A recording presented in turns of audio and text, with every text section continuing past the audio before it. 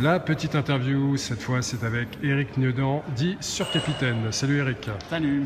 Alors Eric, le jeu de rôle, je crois que tu baignes dedans, toujours dedans, mais tu as commencé par quoi? Je suis tombé dedans, j'avais 11 ans, après avoir découvert Donjons et Dragons, la marque, à travers le jeu électronique. Il y a eu un jeu électronique dans les années 80, cherchez-le sur Google si vous ne connaissez pas. J'ai acheté la boîte rouge quand elle est arrivée en français et j'ai découvert le jeu de rôle tout seul, avec pas beaucoup finalement de recul. Il a fallu plus ou moins inventer les choses pour voir comment ça tournait. T'avais quel âge pour ta première sortie? J'avais 11 ans. Oh, toujours 11 ans. Ouais. Et du coup, t'as enchaîné avec quoi après? Et on a fait beaucoup de donjons. Ensuite, l'appel de Cthulhu est arrivé.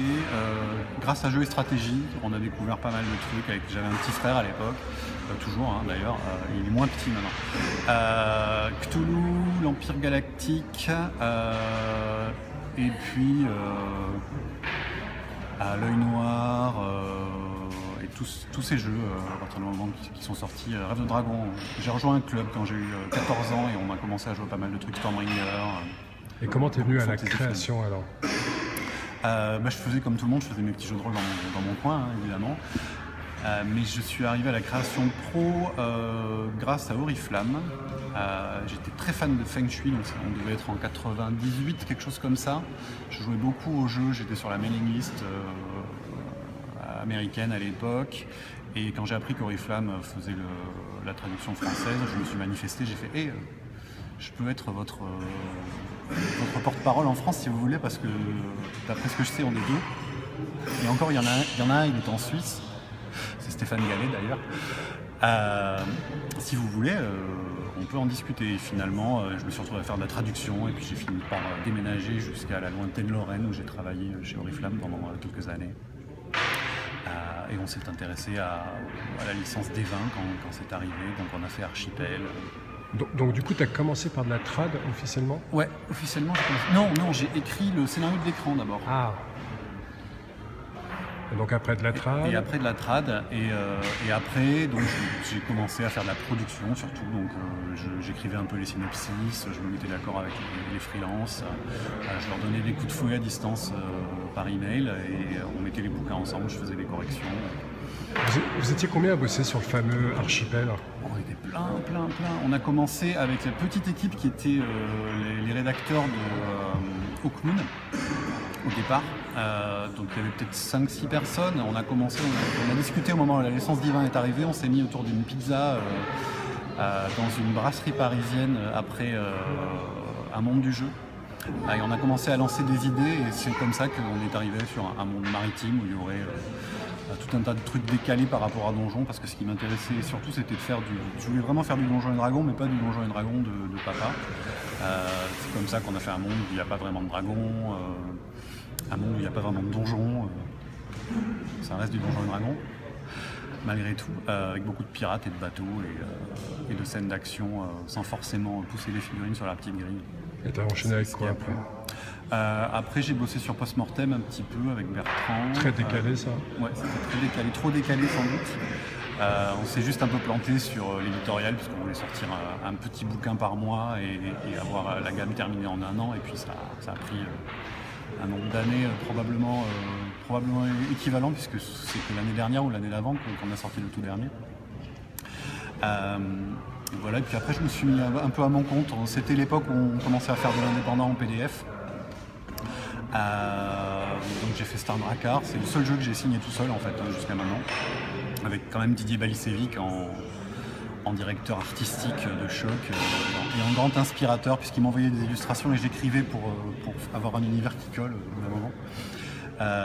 Et puis après j'ai plus ou moins arrêté, j'ai fait un peu de je dois sans doute oublier des trucs. Mais t'as bossé sur une grosse licence, l'Enfeust? Ah oui, j'ai bossé sur l'Enfeust, oui, oui. Tu me fais penser, ouais. Là j'étais avec Pat et Chris, le tandem cassucien bien connu qui nous avait rejoint sur Archipel. Et c'était eux qui, avec leur contact chez Soleil et avec Arleston, étaient venus et m'avaient proposé de faire la direction du projet. Et après, tu as quitté la France, donc peut-être tu as mis un peu de côté le jeu de rôle, tu as continué un petit peu. Ouais, je me suis surtout mis à l'écriture romanesque. Et comme je quittais la France à ce moment-là pour du boulot, ça s'est plutôt bien passé, que j'avais moins le temps de jouer, moins de rôlistes dans mon entourage. Et sans doute moins pas vraiment l'envie, parce que rôliste un jour, rôliste toujours. Mais moins le réflexe de penser jeu de rôle quand tu as une idée. Je pense que ça parlera à tout le monde. Quand tu vois un film et tu dis ça ferait un cool jeu de rôle, sauf si tu es auteur de BD ou quelqu'un tu dis tiens ça ferait une BD sympa si je prenais ce thème-là. Et du coup sur Capitaine, il nous prévoit une petite surprise bientôt là dans le domaine du jeu de rôle. Ouais, il est retombé dedans par tous les jeux indépendants américains et il fait un truc qui s'appelle White Books. Alors, c'est un prototype pour l'instant, mais l'idée c'est de faire un mini-jeu avec des mini-livrets dans ce genre-là. Alors pour l'instant fait en anglais parce que je teste en anglais. Et de faire un hommage à la White Box de Donjons et Dragons originale de 74. Tout en faisant un jeu qui soit véritablement moderne, narratif finalement, puisque ça s'inspire de Dungeon World, Apocalypse World. Les thèmes sont les mêmes, il n'y a pas de maître de jeu, il n'y a pas de préparation. On a un petit module sur lequel on dessinera la carte du donjon au fur et à mesure qu'on le crée. Et puis on remplira ça paye pas de mine à ce niveau-là. On remplira par contre l'écran. On remplira les blancs et on invente une histoire. Et finalement, on arrive à faire un truc qui se tient pas mal, étonnamment. En partant avec rien, en posant les bonnes questions, on arrive à avoir une aventure assez épique, souvent assez dramatique. C'est rare que les groupes survivent. Et alors la sortie officielle de White Box un jour, je sais pas, ça sera du auto-publié probablement. À moins qu'un éditeur me fasse un pont d'or, mais pour un jeu avec ce concept, je pense pas. Ça sortira en 2015 à un moment ou à un autre. 2015, il paraît que c'est l'année du renouveau du jeu de rôle, donc voilà. Tu seras inscrit dedans. On a Kickstarter en Irlande maintenant, donc j'ai aucune excuse pour pas le faire moi-même. Ok, merci Eric Nonant. Avec plaisir. À bientôt. À bientôt. Merci.